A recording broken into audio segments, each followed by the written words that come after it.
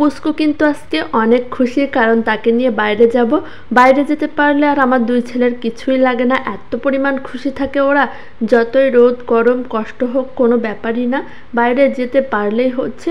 তো এদিকে আমিও রেডি হয়ে গেছি। হাজব্যান্ড বলতেছিল চলো একটু বাজার থেকে ঘুরে আসি, একটু হালকা খাওয়া দাওয়া করে আসি। তো তার জন্য সবাই মিলে রেডি হয়ে নিলাম। সন্ধ্যার পরে দেখো রাত হয়ে গেছে অলরেডি। তো আজকে আমরা হাঁটতে হাঁটতে যাচ্ছিলাম। আমি রিক্সায় যেতে চাচ্ছিলাম, কিন্তু ও বলতেছিল না তুমি সারাদিন বাসায় বসে থাকো, একটু হাঁটাহাঁটিরও দরকার আছে। তার জন্য হেঁটে হেঁটে যাচ্ছিলাম। মাত্র 10 মিনিটের পথ, কিন্তু কখনো হাঁটাই হয় না। তো পৌঁছে গেছি আমরা। পৌঁছে যাওয়ার পরে একটু রেস্টের জন্য একটা জায়গায় বসেছিলাম। আর এদিকে ছেলে তো তার বাবাকে বসতে দিচ্ছিল না। তো তার বাবা তার পিছনে ছুটে ছুটে বেড়াচ্ছিল, আর সে কিন্তু অনেক বেশি মজা পাচ্ছিল। আমরা কিন্তু কলেজ লাইফে এখানে এসে আড্ডা দিতাম। সন্ধ্যার পরে কলেজের সব স্টুডেন্টরা এখানে এসে বসে চা খায় আর বন্ধুবান্ধবীরা মিলে আড্ডা দেয়। আগে প্রচুর পরিমাণে, মানে প্রায় প্রতিদিনই আসতাম, এখন আর একেবারেই আসা হয় না।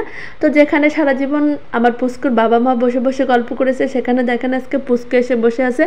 অনেক বেশি মজা লাগতেছে, আর সে তো অনেক বেশি মজা পাচ্ছিল। দেখেন একদম বড় মানুষের মতো কিন্তু বসে আছে এখানে। এখন কিন্তু প্রায় বাজারে আসা হয়, কিন্তু এখানে আর বসা হয় না। আমার হাজব্যান্ড প্রায় বসতে চায়, কিন্তু আমার বসতে ভালো লাগে না, কারণ অনেক বেশি গরম লাগে। শীতের সময়ের কথা অবশ্য আলাদা, শীতের সময় বসতে ভালোই লাগে।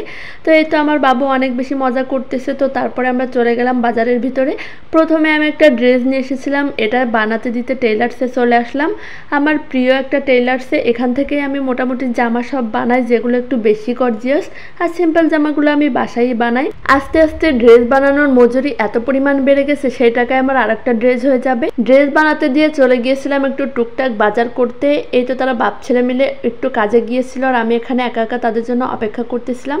তো তারপরে আমরা বাজার ঘাটে একটু টুকটাক করে তারপরে চলে গিয়েছিলাম খাইতে। কিন্তু এত বেশি গরম ছিল, ওই যে দেখেন ওর হাতে একটা টুকটি করে ব্যাগ আছে, ওই ব্যাগে করে বাজার করতেছিলাম। আর হচ্ছে একটা কড়াই কিনেছিলাম, আরও অনেক টুকটাক জিনিস কিনেছিলাম। তো তারপরে সবাই মিলে অনেকক্ষণ ঘোরাফেরা করে খাওয়া দাওয়া করে তারপরে হচ্ছে সবাই মিলে বাসায় চলে যাচ্ছিলাম। রাতের শহর আমার অনেক বেশি ভালো লাগে, বিশেষ করে রিক্সায় চড়তে। আজকে আমাদের তেমন কোনো কাজ ছিল না বাসায়, আর আমার হাজব্যান্ডেরও কাজ ছিল না। তো যেহেতু একটু ছুটি পেয়েছিলাম, তো বলতেছিল আজকে অনেক বেশি ঘোরাফেরা করব। তো আমরা কিন্তু অনেক সময় বসে রেস্ট নিয়েছিলাম আর ঘোরাফেরাও করেছিলাম। তো অনেক বেশি রাত হয়ে গেছিলো। আর এই তো আমরা রিক্সায় করে এখন বাসায় চলে যাচ্ছি। আর পুস্কু দেখেন, ওর তো কোনো ক্লান্তি নেই, ও যত সময় বাইরে থাকতে পারবে তত বেশি খুশি। বেশি গরমের ভিতর যখন রিক্সায় করে ঘোরা হয়, এত পরিমাণ বাতাস লাগে, এটাই হচ্ছে সব থেকে মজার বিষয়। তো রিক্সায় করে অনেক বেশি ভালো লাগতেছিল। মনে হচ্ছিল সারা রাত এভাবে রিক্সায় করে ঘুরি, তাহলে অনেক বেশি ভালো লাগবে। তো এই তো ছিল আমাদের আজকের ঘোরাফেরা। তোমাদের কাছে কেমন লাগলো অবশ্যই কিন্তু কমেন্ট করে জানিও। আল্লাহ হাফিজ।